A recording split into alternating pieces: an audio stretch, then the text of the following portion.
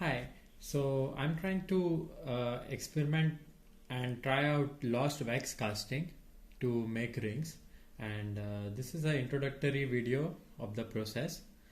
In this video I give you the brief summary of what I did, and in the later part of the video I will go over each of the process in a little bit more details.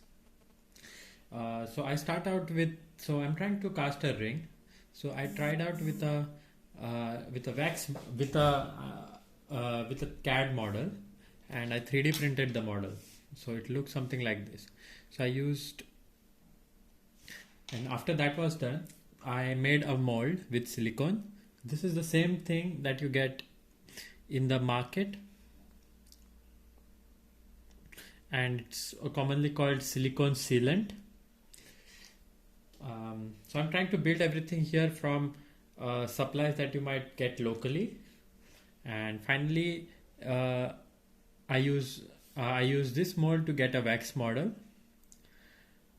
Once I have the wax model, I made a cast out of plaster of Paris, and I used these tools I made by myself. So it's just a simple box. And once this is done, I burn out this on my oven, and finally I use the solder metal melted, and pour it in the cavity.